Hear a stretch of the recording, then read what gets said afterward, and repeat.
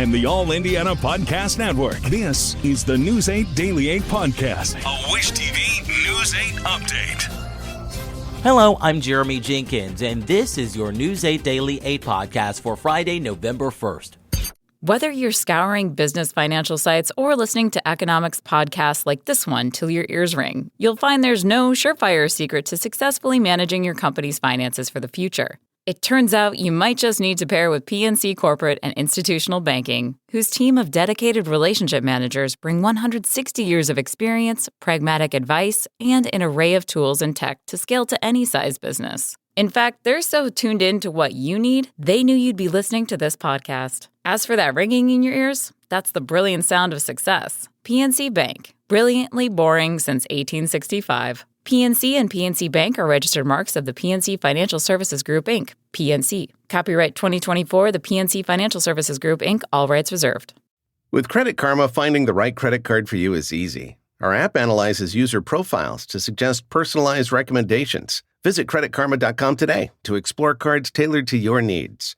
Credit Karma, simplifying your financial choices.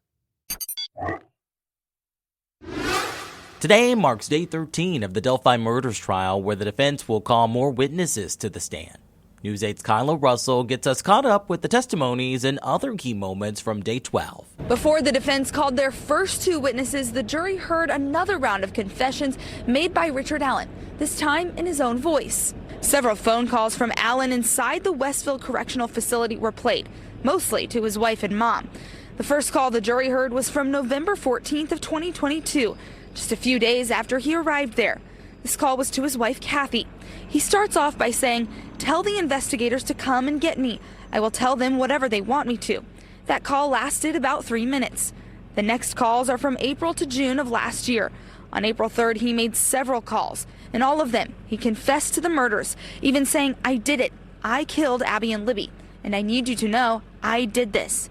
In many of the calls, both Allen's wife and mom assure him he did not kill the girls, also telling him he was mentally ill. They asked him at times not to talk about the crimes over the phone, and Allen also mentioned in the calls several times that he felt he had lost his mind inside of Westville. The prosecution questioned State Police Master Trooper Brian Harshman. He's listened to every one of the about 700 calls made by Allen while in custody.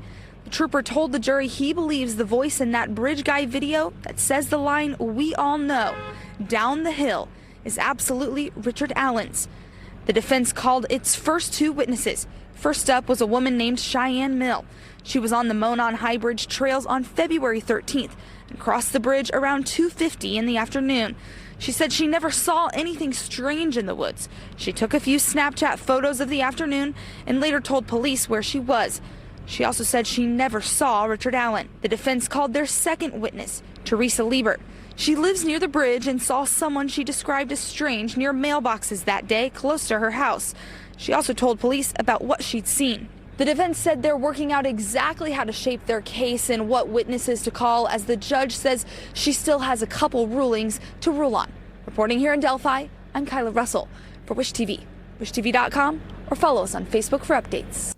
In Indianapolis, police are asking for the public's help after a person was shot and killed on the east side. IMPD says officers were called just after 7:30 last night to a neighborhood on Brook Crossing Lane. That's near North Cumberland Road and East 21st Street. Officers found a person in the middle of the road who was later pronounced dead at the scene. Police say the victim was a male, but they are unsure of his age. Officers say the area was busy with children trick-or-treating, but they don't believe any of them saw the shooting. If you have any information, you can call police or leave an anonymous tip with Crime Stoppers. Today is the visitation for the Indiana soldier killed in Missouri. It comes as another soldier faces charges for her murder. Sarah Roque was from Ligonier and was serving at Fort Leonard Wood until searchers found her body there last week. Yesterday, Fort Leonard Wood announced that 21-year-old specialist Wooster Rancy had been charged with murder and obstructing justice. He's 21 years old and from Florida. They are not sharing any details about how Roque died or what led investigators to Rancy. Services for Roque start at 2 o'clock this afternoon at Yeager Funeral Home in Ligonier. On to a lighter subject. Let's talk Taylor Swift. She is here and bringing a lot of out-of-town visitors for her Eras Tour concerts. Visit Indy says people from outside the metro area make up most of the ticket sales. We are covering this story from a number of angles, but we begin with the financial impact. News 8's Colin Bailey reports. 9 figures in cash we're talking about. We are inside the Indiana Convention Center now.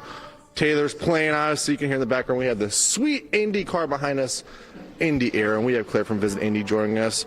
Just how cool is this? How exciting is this for the city? Oh, yeah. I mean, I'm pinching myself. Taylor Swift was my first concert at Conseco at the time.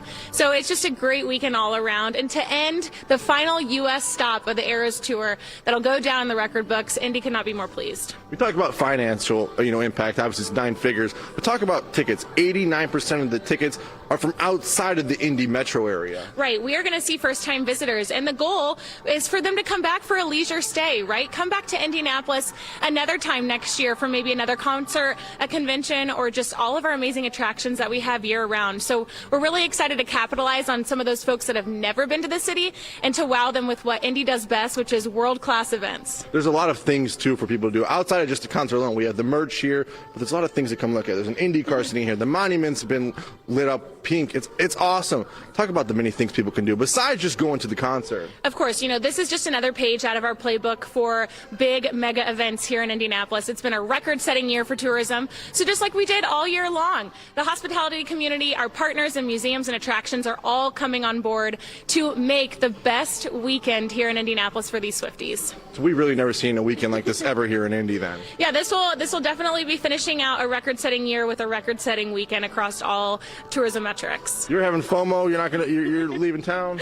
Yeah, I am going to have some FOMO. I already got my bracelets on, so I'll do some trading today just to make the most of it. But it's going to be so amazing to see the city shine this weekend. It's going to be a great weekend. The merch opens at 12 o'clock here today. Concert this evening kicks off 6:45. We'll be here all morning long bringing you all you need to know. But for now, at the Indiana Convention Center, I'm Colin Bailey for Wish TV, wishtv.com, or follow us on Facebook for updates.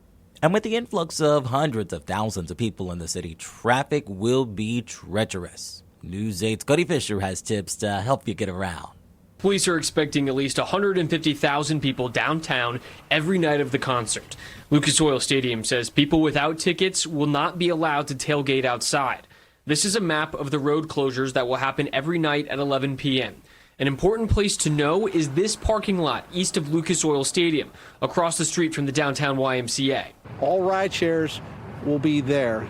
We don't want them anyplace else because it's going to clog up the city. That's also where parents can pick up kids. We encourage that very strongly, not to have your kids out late. They need to go to that location, and their parents will be allowed into that lot to pick them up. If you're driving to the concert and parking, IMPD says you must follow posted parking signs. Otherwise, you'll come out of the concert and your car could be towed. If it says no parking, please do not risk it. Please do not park there. One of the most important things IMPD wants people to do is be courteous of other drivers and pedestrians downtown. Just be cautious. Be very vigilant about where you're going, where you're walking, where you're driving. I'm reporter Cody Fisher for Wish TV, wishtv.com, or follow us on Facebook for updates. When it comes to the weather, Storm Track 8 says temperatures will be near normal today, but things will warm up a bit this weekend. Meteorologist Drew Narsutis has your News 8 Daily 8 forecast. Temperatures are warming up significantly compared to what we saw in the morning hours. Plenty of sunshine out there and a breeze out of the north-northwest at about 9 miles per hour. So the wind was 10 earlier. It's at 9, I think. Again, as it slows down, hopefully we get that thing back up on Lucas Oil Stadium. Right now, central sliver of the state, not looking half bad. Mid-40s to maybe some lower 40s still out there in locations like Newcastle, Crawfordsville. In general, we are warming up, and we're hoping to be in the mid to at least upper 50s later this afternoon, thanks to all the sunshine around. Currently not looking bad anywhere in the state, so we'll continue sunny through the rest of our noon hour and into the afternoon. As I mentioned, you're likely going to be mid to upper 50s, and along with that sunshine and not too much wind, it's going to be a comfortable fall day. In fact, 59 is about average high temperature for this time of year anyway, so seasonable, but certainly cooler than the last few days. We'll get chilly once again as you move into the evening hours. Skies will clear back out. That'll lead to another cold one out there Saturday morning, but at least another dry day out there. So looks like two of the three of Taylor Swift's time here in our forecast is going to be rain-free, but after that, looks like we could become wet and warm once again to start things off next week. We'll talk more coming up. To get a peek at Drew's full forecast, just head over to wishtv.com, or you can download the Wish TV Storm Track 8 app. And don't forget to check out our Storm Track 8 weather blogs. If you didn't snag tickets for the Eras Tour, you can also celebrate at the Indianapolis Zoo's Wildest Era Party. Fans will be able to trade their friendship bracelets and enjoy Swift-themed food and drinks. You can also look for clues in an album-themed scavenger hunt through the zoo. That celebration runs from 2 to 6 today, tomorrow, and Sunday. Tickets are $19.89, a nod to Swift's album of the same name, and tickets are free for zoo members. This has been your News 8 Daily 8 podcast for Friday, November 1st. I'm Jeremy Jenkins for Wish TV, wishtv.com, or follow us on Facebook for updates. This is the News 8 Daily 8 podcast, a Wish TV News 8 update on demand. For even more, on demand and on the go, connect with Wish TV on Facebook at wishtv.com and on the free Wish TV mobile app. Thank you for listening, and be sure to like, subscribe, and follow this podcast for updates every weekday morning on the All Indiana Podcast Network and wherever you get your podcast.